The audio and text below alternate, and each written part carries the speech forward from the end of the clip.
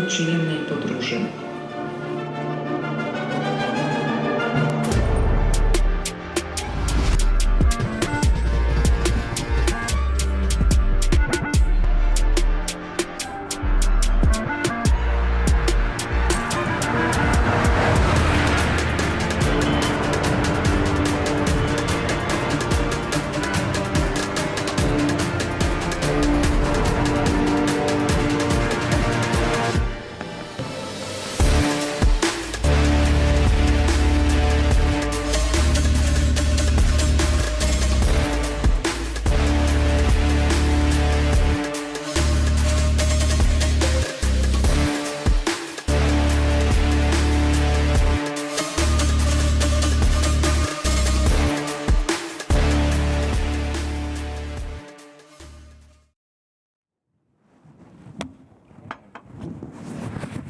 Excellent. So thank you very much for joining us and our panel today on what is probably the most relevant topical issue that we face on the continent here right now. So welcome. As I say, it's probably the most acute challenge that we face here, and it's that of wealth creation. So most of us here know how stark the challenge is. Since 2008 in particular, the United States and a selection of other countries in the Middle East and Asia have sprinted away from Europe in terms of growth, in terms of real wages, in terms of productivity. As Mario Draghi's recent report highlighted, there are 0 companies with a market capitalization of above 100 billion euros that have been set up in the EU in the last 50 years. By contrast, all of the companies with a market capitalization of above 1 trillion euros in the United States have been set up in the same period. So clearly this is a real problem. This is a real issue that the EU has to take on and that the EU has to face. And so joining me to discuss the vital topic, we have Roxana Nicula from Fundalib in Spain, free market organization over there. We're going to be talking a little bit about the difference between Southern Europe and Eastern Europe and Central Europe as well, to kind of dig into the weeds a little bit more. So Roxana, thank you very much for being here. We have Constantinos Saravakos from KEFIM, a Greek free market think tank as well, so more on the same topic there. We have Eszter Nova from Severo in Prague. Welcome, Eszter. We have Weronika Smarduch, who is an MP here in Poland. And finally, we have Garvan Walshe, sat to my left. Thank you very much for being here, everybody. So first, I want to talk about the elephant in the room that I already mentioned, the Draghi report, right? So I'll start with you, Constantinos, on the other end from me. What is the key takeaway, do we think, from it? How quickly does the EU need to act on it? And what are the most important tenets of it to encourage more wealth creation? Thank you very much. Okay. Thank you very much for the invitation. I'm very glad to be here with you. Yes, Draghi's report is on the focus right now in Europe. Everyone discusses on this. And I think that, as I heard also the last days here, identifies very concrete the problems that we face in Europe, but the solutions are not the ones that at least we as free marketees would like to focus on. And I would like to begin with by saying that, yes, we may be lacking some competitiveness in Europe, but on the other hand, we need to focus on other aspects that they are very important on investments and competitiveness. That it's a strong rule of law and property rights and institutions that help investment. Because if you see every aspect of economic growth and economic freedom, you will see that a crucial contributor to this is the rule of law. And we may be lacking of economic costs, but there are other transactional costs in other regions in the world when you do not have institutions of political freedom and liberal democracy.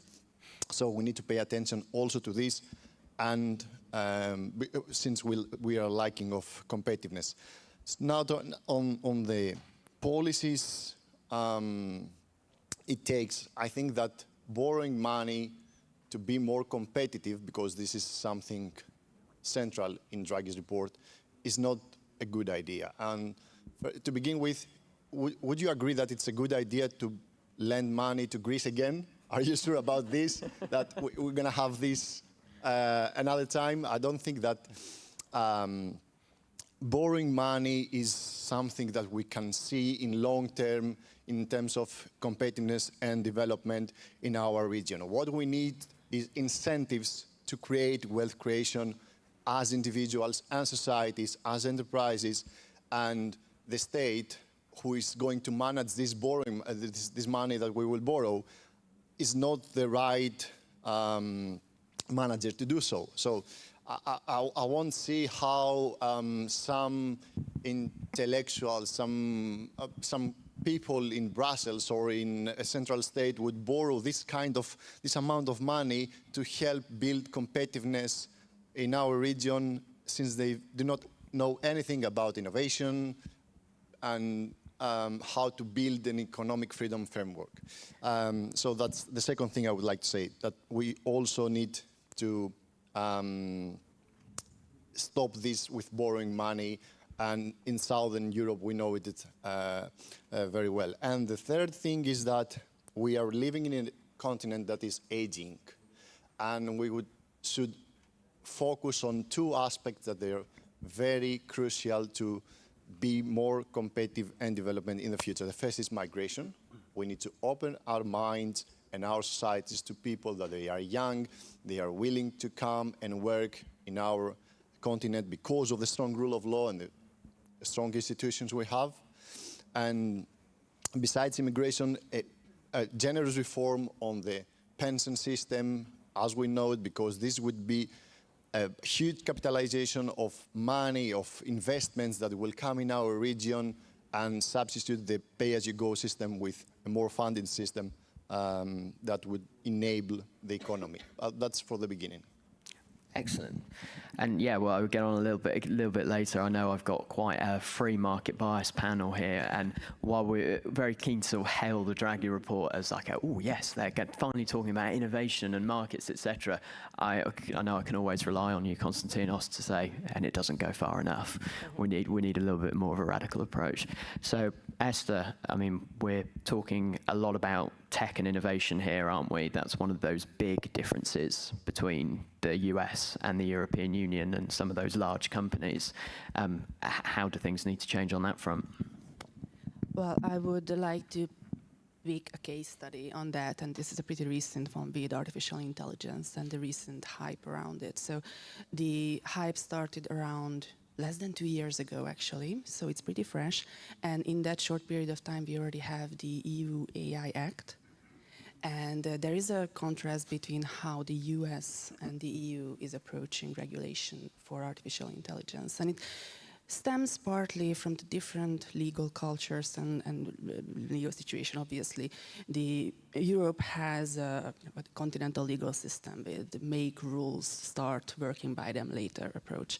And the US has an element of precedent law, which makes it for a different business environment, also for artificial intelligence. Even the strongest efforts to regulate artificial intelligence in the US, in California, the governor of California is trying to veto any regulation that would be sweeping or broad or general. And he's trying to pick the ones that are laser focused on some sort of damage that we have already seen artificial intelligence capable of delivering. And that, combined with the precedent law system, has its benefits, but it also has its potential problems. It only attacks symptoms of problems, sometimes too late. Someone literally has to die, and it has to be undeniable and has to go through the court system, and it costs money and costs time. Those are the disadvantages of that. The European approach, on the other hand, is it is sometimes reacting on something that doesn't even exist yet. We have a technology that's literally 5 minutes old, and we have regulations that are trying to extrapolate from what we have now into an imaginary future down to very scarily technical details. Just to give you a quick example, some of the classification of what considered dangerous for artificial intelligence is not just the usage. That's what mostly in public discourse, like what are the facial recognition surveillance, that sort of thing. But they also have a qualification for dangerous artificial intelligence based on the computing power that was required to train that model. Now that is set at, I think, 10 to the power of 24 flops, which is roughly half of what was used for ChatGPT-4. And if you want to train something today with this sort of capacity, you have to notify the AI office, which we already have apparently, more than one actually. They already have overlapping jobs and stuff. And then you have to justify why you're doing it and prove that you're not doing it for evil. Now, imagine if someone would try, say in the late 80s or early 90s, name the exact amount of computing power that is too dangerous to be developed or let into whatever. In your phones, in your watches, we have weapons-grade technology compared to the 80s. So if someone said the kind of, what kind of memory is too much for a private person to own because it can go to Iran or China or Russia and help their war efforts, it would be something ridiculous. Like a memory stick in my pocket would probably, make me a terrorist by that logic. And they already set a limit number in the law.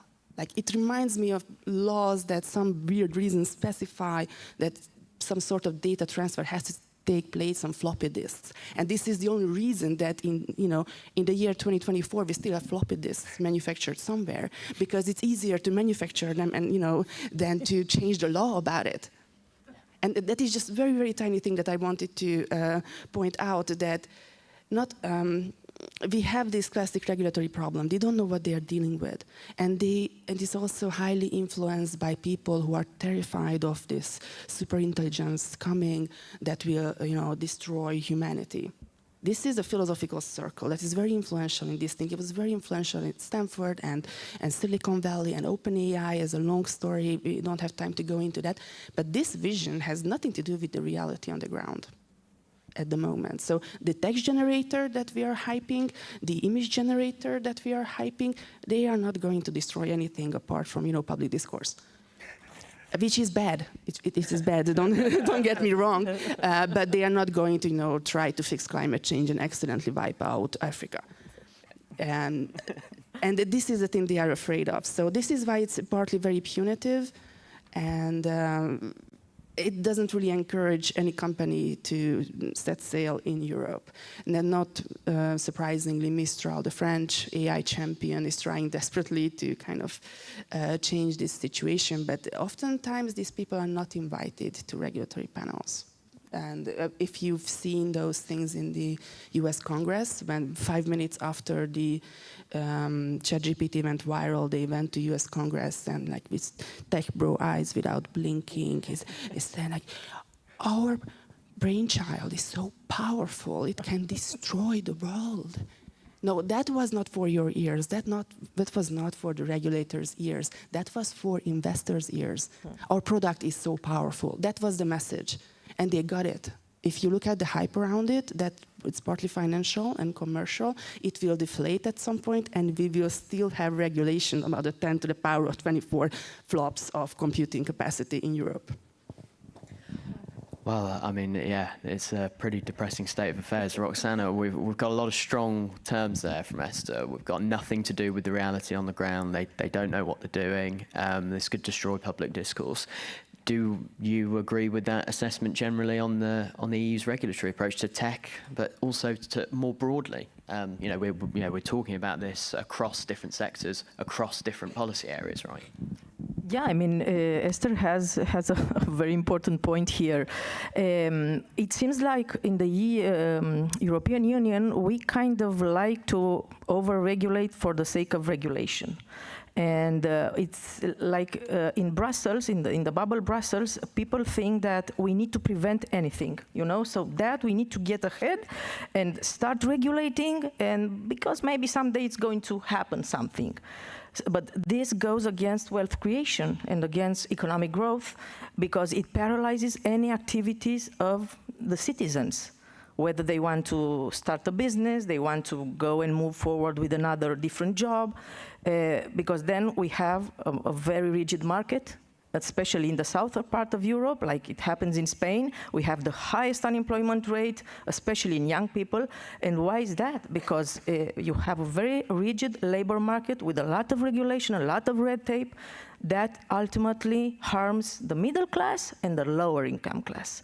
Because people who are rich, they can afford, you know, to kind of assume those costs. But the backbone of any civil society, of any developed country in the European Union, in the United States, in Canada, in Asia, are not the 1%, the 3% of rich people, are the middle class. And that middle class, we are seeing that it's shrinking all over the European Union, because we have an excessive red tape, we have a lot of taxes that keep increasing for some services that you get very late, very rigid. You don't have the option to go into the private sector for those services in many countries, like healthcare or public or schools. So that will make us even less competitive. And it's no wonder that in the 80s, we were kind of, you know, in parallel with the United States in terms of wealth creation and growth. And now the United States goes up and we still are, you know, like crawling like babies. And of course, we have we have important structural issues here. Constantinos was mentioning rule of law, property rights, the fact that apparently the European Union didn't learn from the mistakes of having half of the continent under communist dictatorships.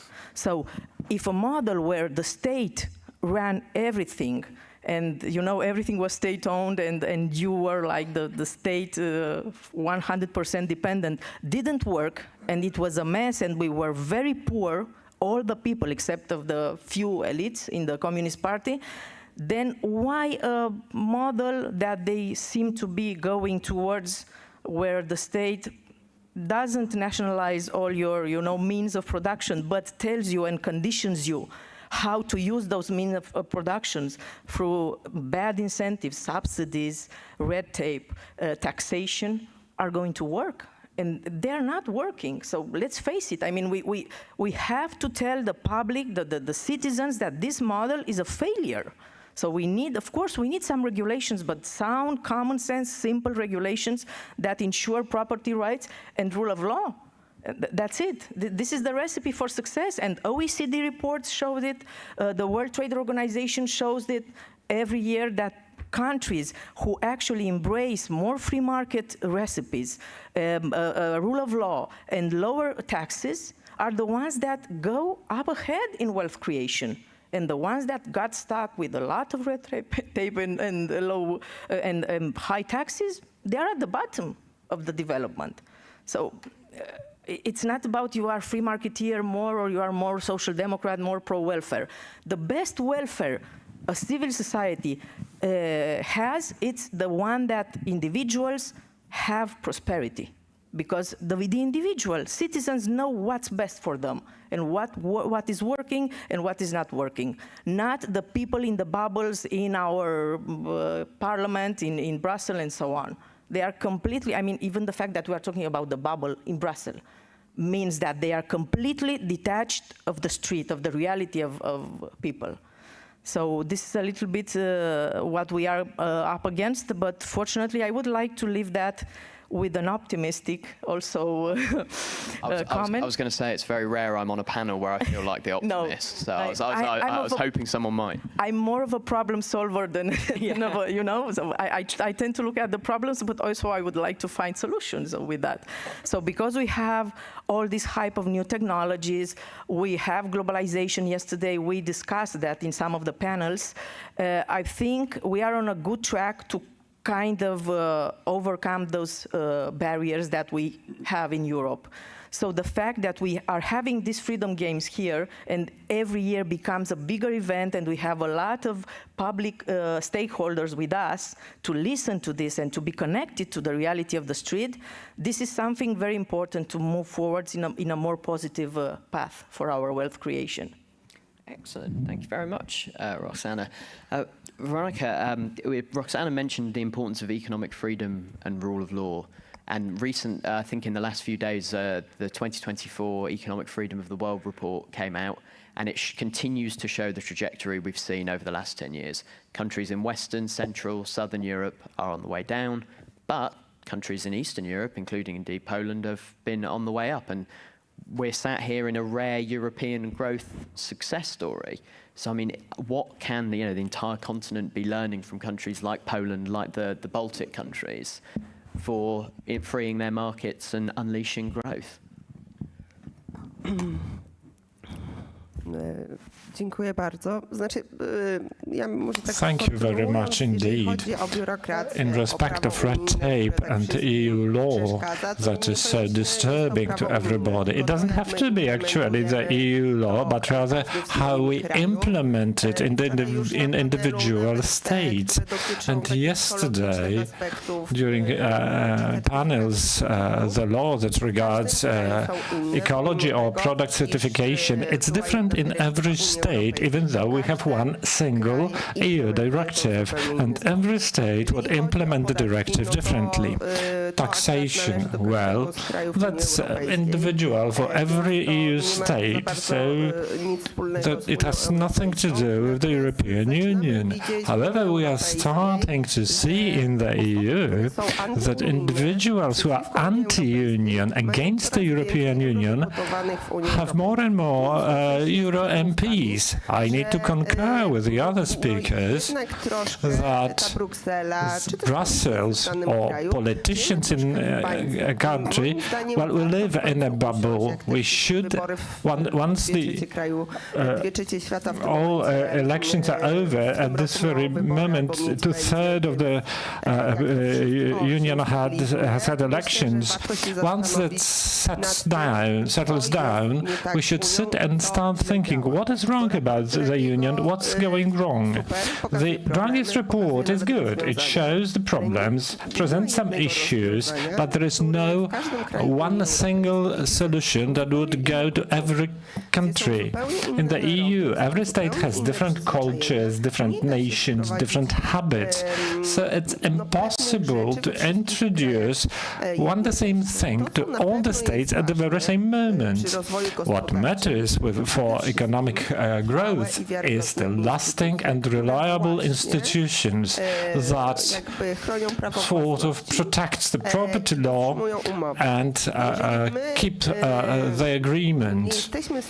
If we cannot agree on the Chinese competition, which poses the greatest threat to European companies. Yesterday, during the fashion panel, we talked about Chinese companies. We haven't been able to block for 3 or 4 years even.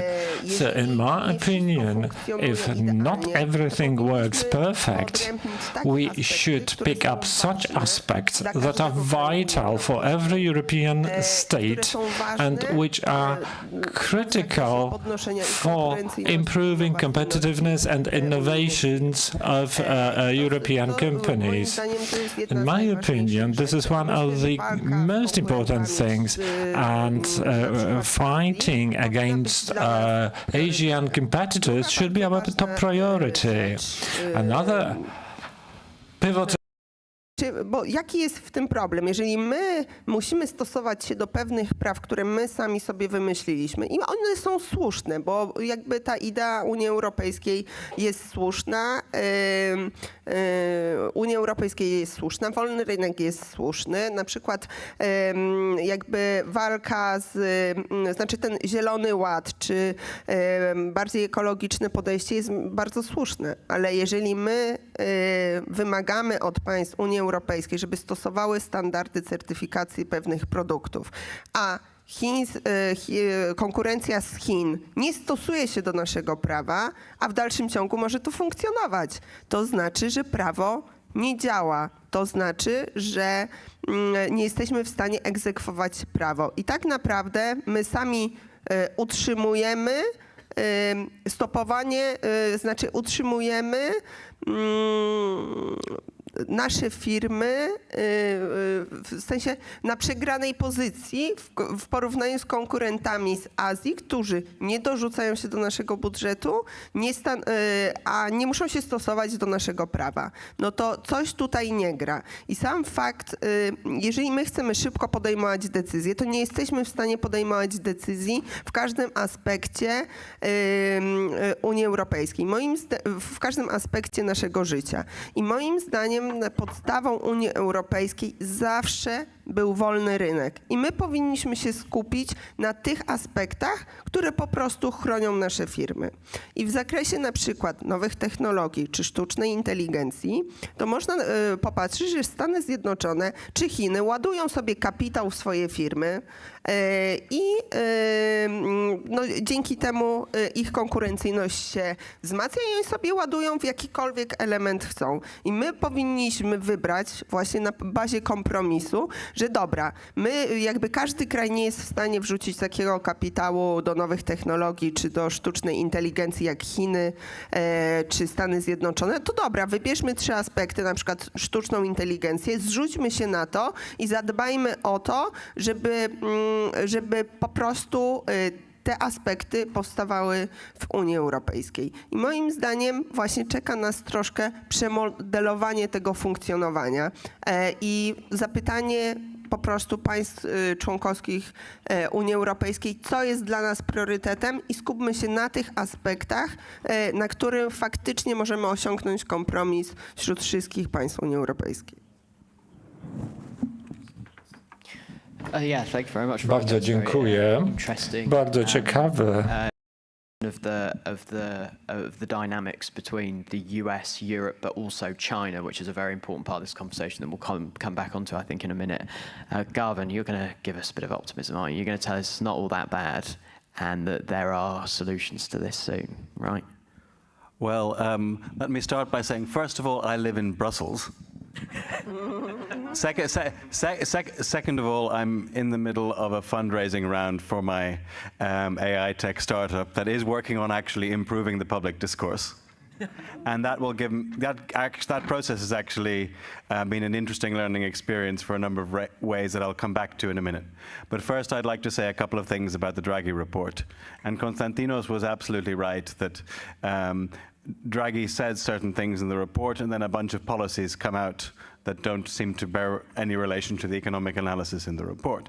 Now, this is politics. The deal basically was that Draghi could write his report, he could get a number of his ideas in, but in exchange, he had to accept the overall Commission's agenda.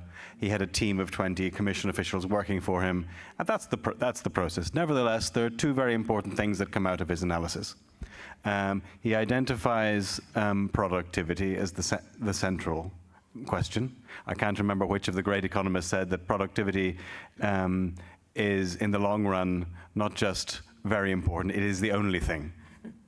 And it compounds again and again and again over the years. And at the most productive European economies, Germany, France, the Nordics, are already at the technology frontier. They actually have greater productivity than the United States. Now, perhaps if we had United States figures by state, we might see that California or Massachusetts were ahead and Alabama was behind. So I don't want to make too much exactly of that comparison. Nevertheless, there are high productivity economies in Europe. But those economies are stagnating. The economies that are growing fast are doing catch-up growth, particularly in Central Eastern Europe, because they have a lot to fix after half a century of communist dictatorship, and these things take time. But we are seeing incredibly fast growth in the Baltic states, in Poland, even in Romania and Bulgaria that have only joined the EU very recently. We are seeing these kind of changes happen. We know they also haven't made many of the mistakes that late 20th century economies like France and Belgium particularly have hyper-regulating the labor market. In Belgium has a perverse tax system. So if I buy a house and rent it out, I pay no income tax on that income. If I employ somebody, I pay about 200% tax on the total expense of employing somebody. So the incentive obviously is just to rent out property and not do anything productive. So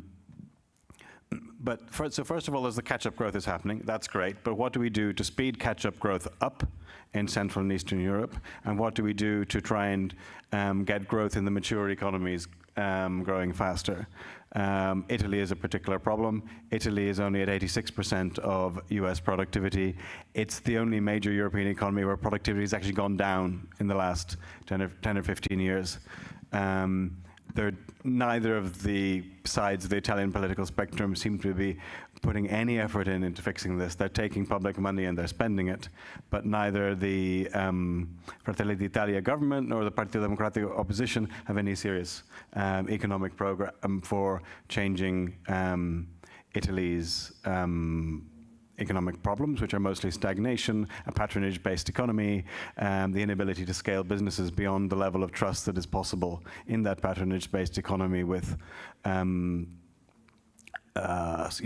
smaller businesses, banks that rely on personal relationships, and also in Italy, systematic sexism. Female labor force participation is extremely low in Italy, also in Greece. It's also surprisingly low in Germany. It's just disguised by the stats, because a lot of women there are in part-time work. But even in the Netherlands as well, a lot of women are in part-time work, so aren't working at their full potential. How do we address those things? If we addressed both of those things, we'd be back up to American levels of growth, and that's without dealing with the second aspect of the the innovation ecosystem. Now, the creation of West Coast-style venture capital is a major innovation in business organization, as important as something like the joint stock company. And we haven't yet worked out how to import that into Europe. There are some countries where there's a bit more of that culture, particularly the UK, but a lot of the structures here, whether it comes to tax systems, business cultures, banking regulation, makes adopting this idea where you basically say, okay, what we want to see is big world-dominating companies. We don't know which company is going to do that, but we'll just invest in about 20 of them and bet that 2 or 3 of them are going to do really well, and the rest will fail. In Europe, we still have an older business culture that used to exist in the United States as well, and still does in many industries, where they say, okay, how do we reduce the risk? How do we make sure that this business is going to work? And we do lots of very detailed due diligence. We do lots of investigations of what they're doing. We invest in people who have a track record of success. And that's okay, but it's not as good as the venture capital model, which is better for driving really advanced innovation. Obviously, we also then have idiotic things like the foundation models part of the AI Act, which is both idiotic in that for all the reasons that Eszter explained, but also pointless, because my business currently isn't planning to build a foundation model. We might do in a few years, but if we do it, we'll just do it somewhere else. And even if the United States decides to regulate it, we could do it in Argentina, we could do it in the UK. There are plenty of other places that that sort of stuff could be done. And the EU has just simply cut itself out of that for no obvious reasons. Is it going to be a great loss to humanity? Probably not, because there are other places we can do it. But they've essentially fallen for the anti-competitive lobbying of incumbents like OpenAI and who are trying to stifle competition. There was a memo by a Google engineer that leaked about a month after ChatGPT 3.5 came out, and it said, "We have no moat, and nobody does anyone else, or does anyone else." The conclusion of that was that foundation AI models are really public goods, especially once you can use one AI model to train another model, and once the weights are out in the public domain, as Meta's models have actually done. Once that happens, you can the cost of inference is going to go down. They're all competing with essentially identical products. It's great for me because I can just pay tiny amounts of money to do my inference, but the money is not going to be captured in these AI companies. So it's a bizarre sort of public benefit that lots of these other venture capitalists have thrown billions of dollars into this thing, and they're not going to see that money back. The people who are going to see money back are going to be either NVIDIA, who makes all the chips, or the downstream users who are now producing all kinds of products. Like, there's a huge opportunity for massive increases in software development productivity. We're going to be able to make software much more cheaply than we used to because AI can help us to code. That's massive. All these things are going to happen. Now, in Europe, we obviously need a less risk-averse approach to regulation. We shouldn't regulate things in advance in the same way.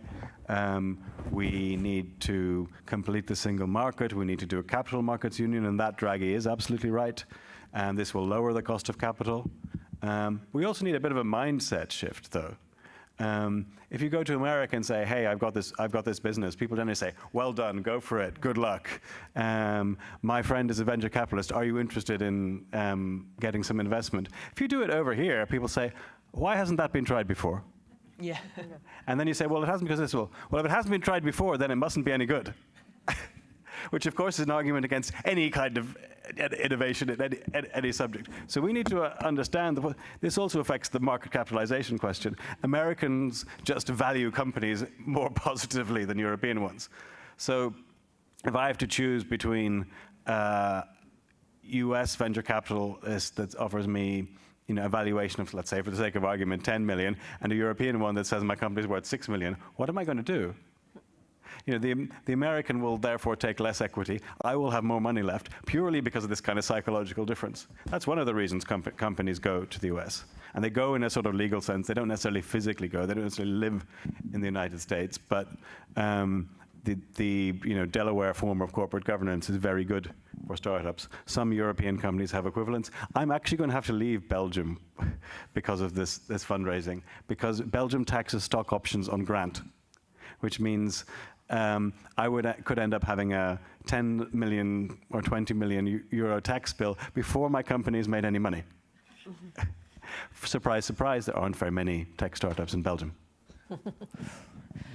Okay, so nobody has yet to give me the optimism that I'm after, with the exception a little bit of Roxana, and so that's where I'll turn. And that's where I'll turn. Can next. I make a brief comment? No, please. Yeah, I would like to focus on what Eszter said, and I totally agree about the perception of being protected. Because if you read the legal act of EU on AI, it says that we need to protect fundamental rights, we need to protect you from individual rights, we need to protect, the word protect comes all around on this framework. So who needs protection? I mean, thank you that in the mid-90s there was not a strong bureau in Brussels that protected me from internet.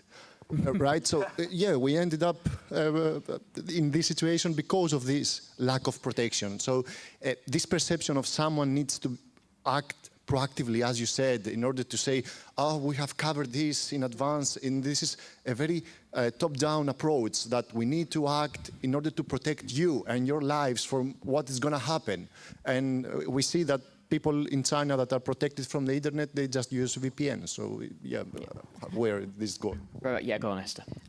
I would just like to contribute some optimism about the topics.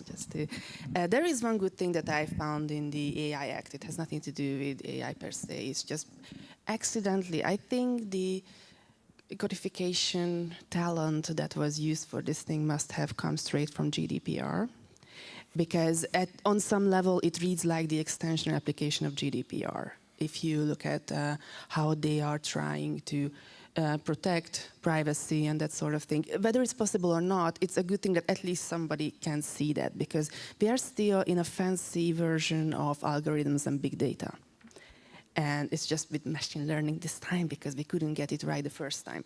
So, and with that, with data, personal data will be very much at danger, at risk. Also the political implication, like looking at the Chinese example, and they try to counteract that somehow, because there will be a huge demand for surveillance technology from governments, even within the EU, by the way.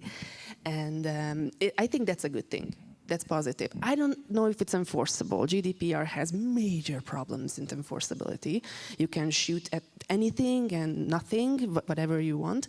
With that, the same thing with this AI Act. But at least it's in there. I like that. Okay, excellent.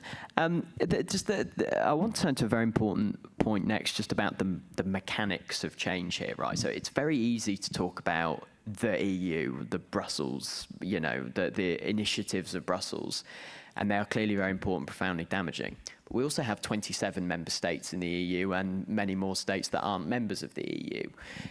Roxana, do you think that, you know, if we were talking about a more decentralized Europe, that things would necessarily even be better? Do you have more faith that decentralization would deliver better outcomes in this regard, or do you think it would be much the same problem? I mean, we have to understand that decentralization drives competitiveness. So we kind of see what is working, and we try to emulate. Generally, this is the human nature, and we see that there are things that don't work, so we ditch them. So this is something very good. However, there are several aspects that are fundamental to our values as liberal democracy model that should be the same for everyone. I mean, the European Union, it's like a club, you know, and since we're talking about a club, there are some, let's say, property rights of the members. So when you sign up to that club, you sign up to a series of conditions, you know, that you understand you are going to fulfill, you are going to apply in your own countries. So if you don't follow those, then maybe it's not your place to be in that club. It's not, being in a liberal democracy doesn't mean you are in a chaotic society. We hate rules for the sake of hating rules. But we need to cooperate and to set our priorities based on common sense rules. And in our case, of course, for us, the values are clear, you know, liberal democracy, rule of law, property rights, and these are the essential, and of course, the respect of human rights in our space. So if you don't follow those rules, maybe you have to look somewhere else. Maybe your friends and your model are more authoritarians and even dictatorial, and maybe this is this is the model, then it's their choices. But they have to suffer the consequences of those choices. That being said, European Union has many problems, but also we have to look at our strength as a continent.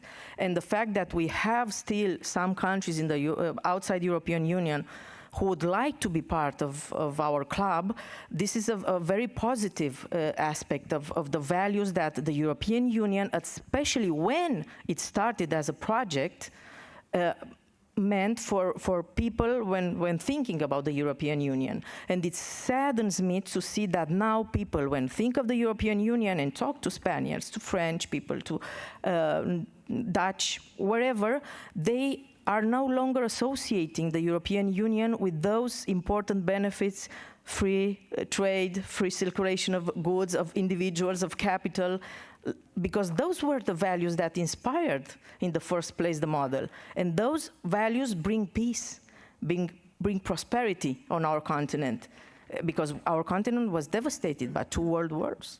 Let's not forget the 2 world wars started in Europe.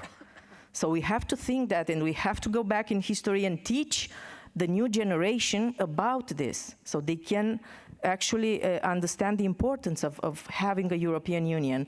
But that being said, European Union does not mean to emulate the USSR and like convert our lives in a very predetermined and social engineered from Brussels way of doing things, because it's not working and we are lagging behind. I mean, this is the actual reality that we are living. Constantinos was mentioning a very important aspect. European Union is a land where people want to come and set. But once they are here, they kind of realize that it's not the promised land like it happened in the United States. When people came there, actually it was true that it was completely the promised land. But here they have promised red tape, a lot of, you know, taxes, things like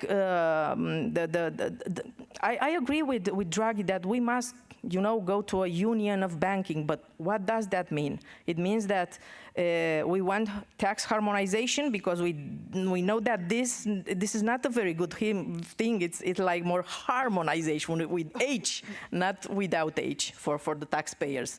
We want to go to a model that is currently happening right now of expelling capital, big or small, from our banking system, because this is happening right now with the current regulation against money laundering.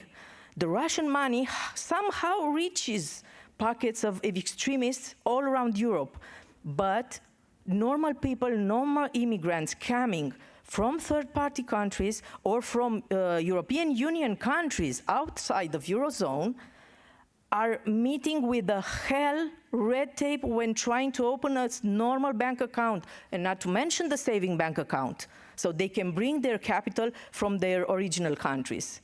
It's a nightmare, and go talk to people coming to France, to Spain, to Italy, but normal people, working people or entrepreneurs who maybe sold everything they had in Venezuela or, I don't know, in any other country in the world, and they are incapable of bringing here the capital. So in the end, they go to the United States, or they go to South Korea, or to wherever. So we have to ask ourselves, where do we head with our 5-year plan now that we have new parliament in Brussels? Yeah, and I think we've had a pretty robust, all-encompassing diagnosis of the problems here of over-regulation, over-centralization in areas like tech, capital union, access to capital. Are we attracting the best talent? All of this stuff. So before I give everybody a chance to talk about their possible solutions, I want to ask you, Veronika, you touched on China, and where we have competition between the EU and the US, we are talking about competition between two, broadly speaking, geopolitical allies. China is not that. This is the new frontier of geopolitical tension. China and its axis of, some might say, evil, against the rest. How much of a problem is it that the EU has not taken the China threat and the things that make China such a threat seriously? And how likely do you think that is to change? You talked about environmental taxes and subsidies that apply to companies based here in the EU, but of course not to companies in China. What needs to change for the EU to be taking China seriously? Jeszcze odpowiem na poprzednie pytanie, bo teraz się I'll answer the previous question. I realized that I didn't answer the question. What is our advantage when it comes to Spain or Italy? I think that outsourcing is a very good example. In Spain or Italy, the labor costs were much smaller. Labor costs were smaller, but on the other hand, they had qualified staff. When we entered European Union, everything switched to Poland. I don't know whether it should be European Union or southern countries that should be thinking about this. Powinniśmy mieć plan, co zrobić w momencie, kiedy we should have a plan what to do when lower labor costs are no longer the competitive advantage of our country, and what to do with this highly qualified staff when we suffer from greater competition. At this moment, we are ahead of this challenge. Our labor costs are not one of the lowest in the area. We need to compete with Ukrainians or Asiatic countries. So we are facing a challenge. Highly qualified staff and a number of ICT engineers and programmers. What are we going to do with them when we no longer are the outsourcing target? We need to plan it up front. And southern countries have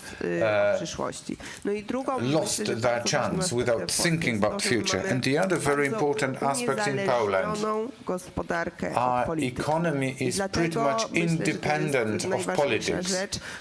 This seems to be one of the most important things. This is the key to success. Referring to the question of China, China does not observe any norms, rules and regulations in ecology. They don't observe any EU norms. If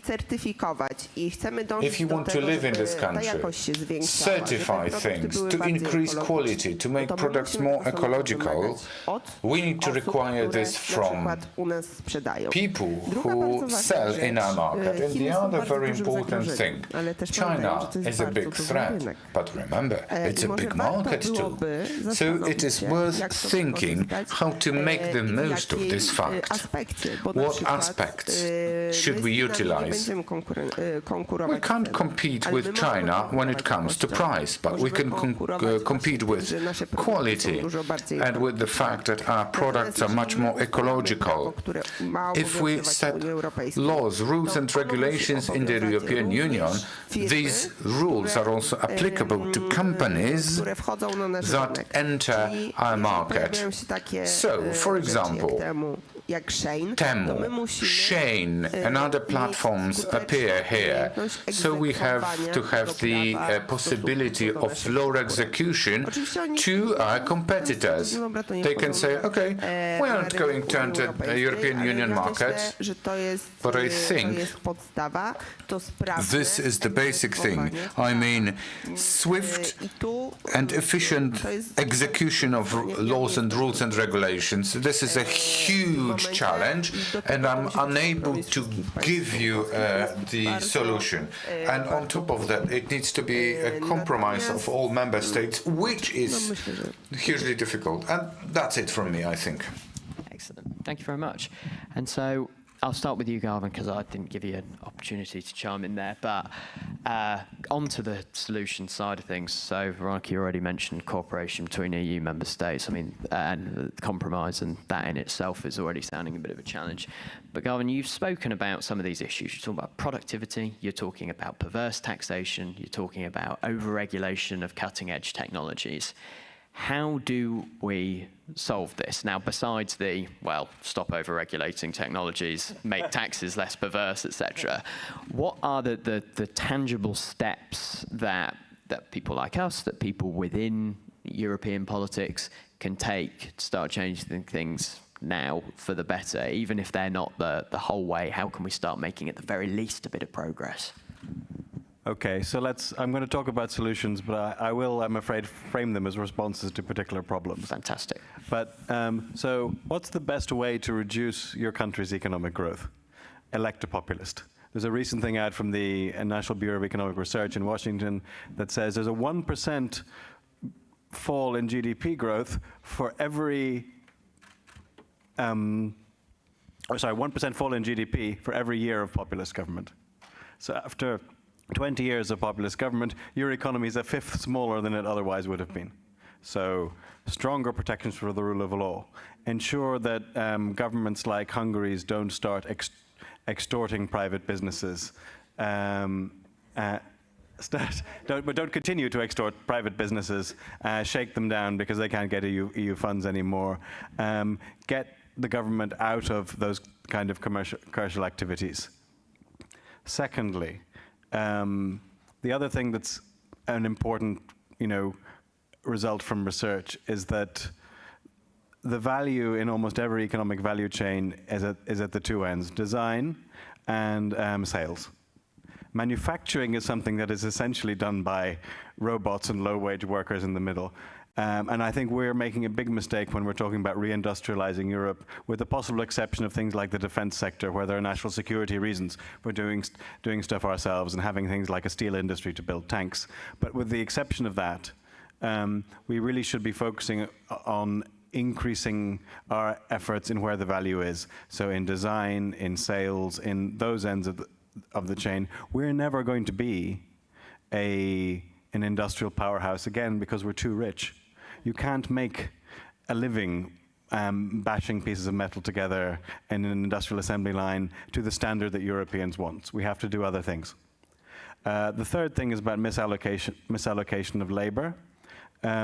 We still have a lot of people are not working where they would be best. We have a lot of inflexibility in our labor markets.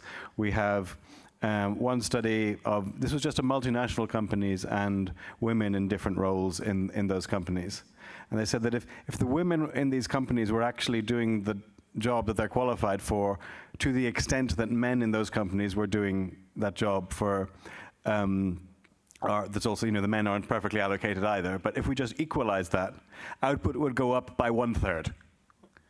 So how do we create... Solved your problem already. How do we get processes and incentives that move the economy towards the higher value things and away from lower value activity? I think that's the big question.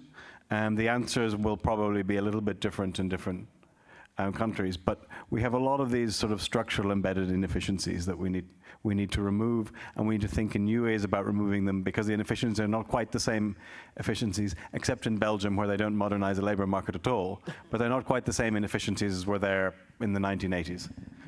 They're new ones. Sorry, guys, I've got to stop you a little bit early because we are a little pressed for time. And I just wanted to put the same question, strictly a minute each, to all panelists. What do the solutions look like in the short term? Weronika, do we just need to be a bit more like Poland? Akurat ostatnio wróciłam ze Stanów, Only recently have I returned from the States, and we kept a closer look. It was open world and professional exchange, so I had a chance to look at the States from a closer distance. Thanks God I live in Europe. States are not bed of roses, come on. Naprawdę nie ma się czego wstydzić, a już kraje zachodnie na pewno się nie wstydzą, ale has nothing to be ashamed of. There's nothing to be ashamed bo of. jest dobrze. My mamy tylko parę aspektów do poprawy. We have just a few aspects to improve. The biggest challenge, which has been demonstrated by war in Ukraine, no i po prostu i embargo na Rosję i embargo on Russia and Russia's products. Energetyczna, bo zgoda energy transformation is the thing. Za szybko wprowadzamy te zmiany, które wynikają z the changes too fast. dążenia do tej równowagi, the changes that are related to energy independence, and therefore introduce sustainable energy models. But on the other hand, if we don't speed up the green transformation process, we will be killed by energy prices. This is the basis for competitive economy. The fastest possible energy transformation, becoming independent of energy carriers from Russia or any other countries that refuse to observe our standards, because we want to stick to our standards in the European Union. Not only is this ideology, it directly translates into competitiveness of our economies. Energy transformation needs to gain momentum, especially bearing in since the onset of war in Ukraine. And we need to remember, if we want to speed up energy transformation, if we introduce regulations, we cannot allow for prices of electricity, of energy to go up. Therefore, subsidies must be there. Sorry to interrupt, Brian, I do apologise. Could I just very, very quickly hear from the final three on this? That might just be 30 seconds, if that's all right, because I'm getting the look from the organisers. Sorry, Weronika. Transformacja energetyczna, myślę, tu jest priorytetem. Energy transformation is a priority. Roxana? Yeah. I totally agree with what Gavin and Weronika told us about this, and I would only add first, one thing, it's very important. When you think about new regulations, or we should think about asking our public representatives to eliminate many others. You go in with one, but you take out at least 2 or 3, so that we don't, make like this snowball of rules that no one in the end follows, because this means legal instability in the end, because no one knows what to follow anymore. And when doing this regulation, it seems to us, especially if we work in the private sector, is that the legislator does not actually do an assessment of how that new rule is going to impact, like in a chess match. You have to analyze several steps ahead what that regulation is going to affect and which sectors are going to be affected by that. And then after a time, even have that assessment of that regulation helped or created more problems. This is something that we should, and this is something that the private sector does very well, so we should kind of demand from our public representative to apply those incentives also in the public arena. And another thing that... I think I've got to move very on good. ever so slightly, but very good one. 3 and 1 out. Education. Okay? We have to link more the education system with the private sector, and because this is the future for us if we want to create wealth in the future. The education is essential, and it's more into less regulated and with a more autonomy for the schools. Those are the models that work, like the PISA reports shows us. Very final thoughts from you, Eszter, quickly on that. Since I was on regulation, I would end on regulation as well. I think in some cases, a more intelligent regulation would be better rather than this sweeping kind of approach now. And most importantly, maybe a few sunset clauses included in those regulations, because they just don't know the future they are regulating, as you said. Fantastic, thank you. And very, very final thoughts. We don't have to compete in each and every sector in the economy. We just need to do what we do good, other regions in the world, what do they do, and exchange. In other words, free trade, and that's it. Fantastic. Thank you very, very much for a brilliantly wide-ranging discussion on, as I said at the outset, probably the most important set of issues facing Europe and the European Union at the moment. Thank you all very much for joining this panel hosted by Epicenter. Can I get a round of applause for my panel, please? And with that, I think we're done. Jedzą kanapki z kawiorem. Nadzwyczajna kasa. Obrażanie dziennikarz telewizji polskiej. Chodzi o działania polityczne. Ratowanie ofiar dla pedofilów. Für Deutschland.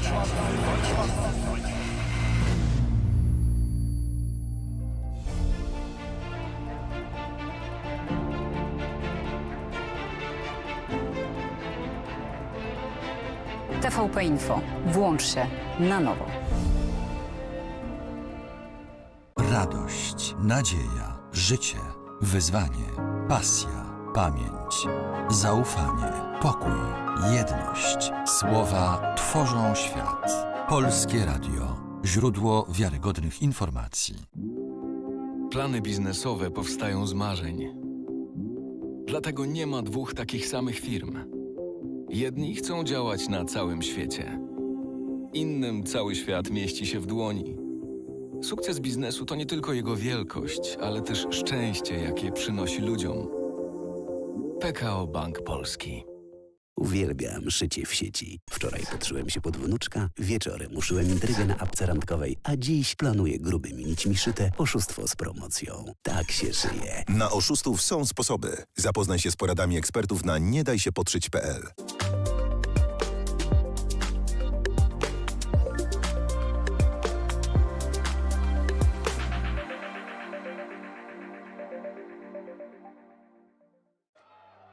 It's not always easy to recognize. It may look like this, or like this. It may be a burden, but it is a responsibility that we embrace nonetheless. But if it means this for one person and this for someone else, maybe it ultimately means being there for one another. It isn't handed to us, but we know where to find it. And how it feels, how it tastes, and what it sounds like when we finally have it.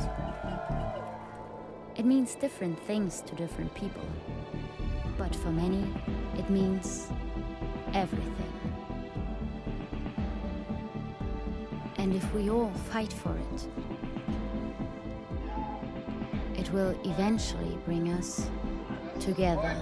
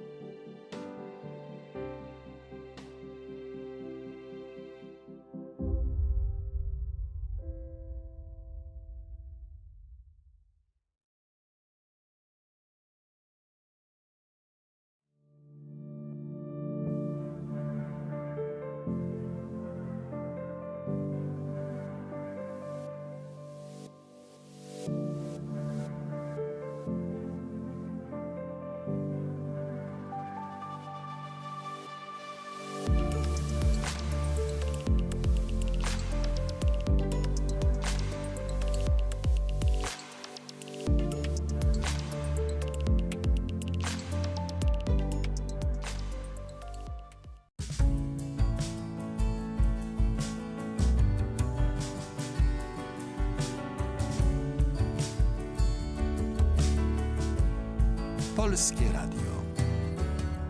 Jedynka.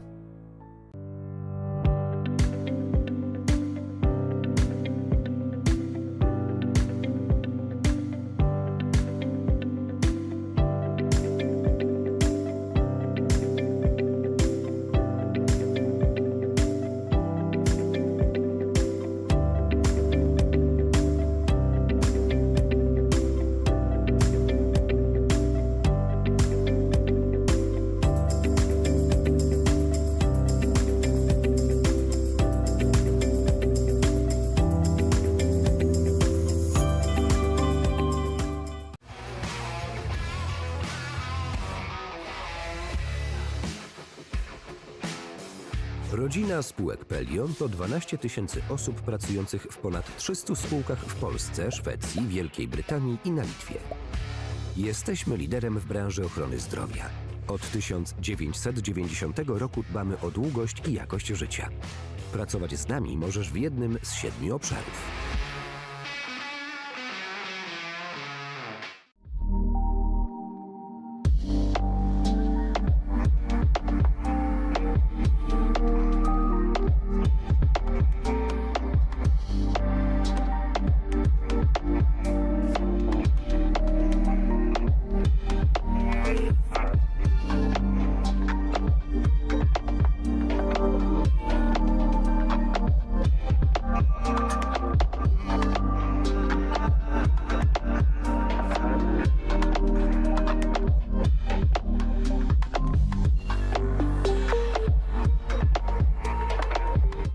Zapraszamy do Trójki. Od nowa. Trójka. Program Trzeci Polskiego Radia.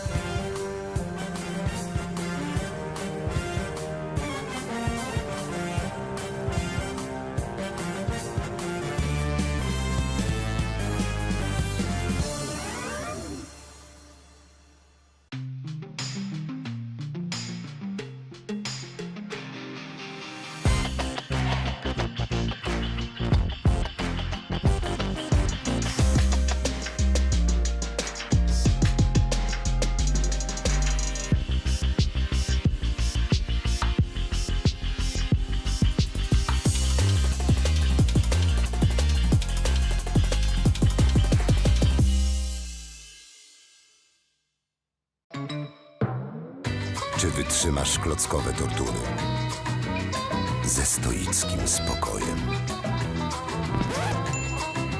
Czy w twardych negocjacjach zachowasz zimną krew? Czy poddasz się dobrowolnej eksmisji ze swojego łóżka? Brawo! Test na obecność serca zaliczony. To znaczy, że ty też możesz być rodzicem zastępczym. Dowiedz się jak na testserca.pl.